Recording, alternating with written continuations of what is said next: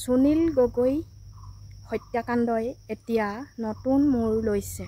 সুনীল গগৈ জাহাংগীৰক হত্যা কৰি ক'ত আত্মগোপন কৰি আছে। পুলিচে এতিয়া একো তদন্ত কৰিব নোৱাৰি CIDক দায়িত্বভাৰ দি এতিয়া পুলিচে কি কৰি আছে। সুনীল গগৈ পত্নীয়ে CID আগত কি ভাষ্য আগবঢ়ালে। সুনীল গগৈ ডকুমেণ্টছসমূহ কিয় CID হাতত অৰ্পণ কৰিলে, সকলোবোৰ এই ভিডিঅ'টোৰ যোগেদি আপোনালোকৰ আগত আগবঢ়ালোঁ। বলক তেন্তে ভিডিঅ'টোৰ মাজলৈ। গোটেই ডিটেইলছটো প্ৰথম পৰা তেওঁলোকে লৈছে আমাৰ পৰা, তো আমি সেইখিনিকে জনাইছোঁ তেওঁলোকক। এইটো এনেকৈ কি হৈছিলে, আমি কেতিয়া গম পাইছিলোঁ, সেইখিনি গোটেইখিনি লৈছে আৰু সেইখিনিকে জনাইছে। আৰু তেওঁলোকে আমাক আশ্বাস দিছে, ময়ো সুধিছোঁ তেওঁলোকে কিমান দূৰ আমাক কি কৰিব পাৰে। কৈছে আমি যিমান পাৰোঁ চেষ্টা কৰি আছোঁ আপোনালোকক ন্যায় দিবৰ কাৰণে।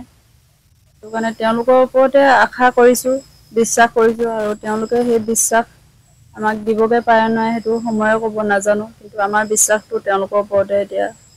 তেওঁলোকৰ কথা বতৰাবিলাকত ভালেই পাইছোঁ বাৰু। তেওঁলোকে কিবা এটা যে উলিয়াব পাৰিব বুলি আশা এটা কৰিছোঁ।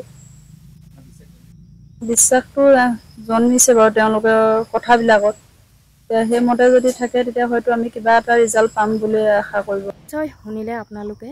সুনীল গগৈ প্ৰকৃততে জীৱিত আছেনে নাই সেইটো এতিয়ালৈকে কোনেও গম পোৱা নাই। কিন্তু তৃতীয় পক্ষ যে সুনীল গগৈ আৰু জাহাংগীৰৰ লগত তৃতীয় পক্ষ জড়িত হৈ এই কাণ্ডসমূহ হ'ল বুলি আচলতে আমাৰ অসমৰ ৰাইজে ইতিমধ্যে সকলোৱে গম পালে। আৰু এতিয়া পুলিচে কামটো কৰিব নোৱাৰাৰ বাবে CID হাতত এই সুনীল গগৈ ক'ত আছে, কি কথা, জীৱিত আছে নাই, সকলোবোৰ দায়িত্ব CID হাতত দিলে। যোৱাকালি CID সুনীল গগৈ বাসগৃহত গৈ সুনীল গগৈ ডকুমেণ্টছসমূহ তন্নকৈ বিচাৰি চালে আৰু পৰিয়ালক সঁহাৰি জনালে যে তেওঁলোকক অতি শীঘ্ৰে ন্যায় দিব আৰু জাহাংগীৰ পৰিয়ালকো ন্যায় দিম বুলি CIDয়ে তেওঁলোকৰ আগত প্ৰকাশ কৰিলে। আৰু সুনীল গগৈ পত্নীয়ে এতিয়া CIDৰ ওপৰত কিবা যে আশা কৰিব পাৰি, সেয়াই আপোনালোকৰ আগত আগবঢ়ালোঁ। ভাল লাগিলে ভিডিঅ'টো লাইক, কমেণ্ট আৰু শ্বেয়াৰ কৰিবলৈ নাপাহৰিব। আৰু যিসকলে নতুনকৈ চাইছে তেওঁলোকে মোৰ চেনেলটো ছাবস্ক্ৰাইব কৰি কাষতে থকা বেল আইকনটো ক্লিক কৰি অল কৰি দিবলৈ নাপাহৰিব। ধন্যবাদ।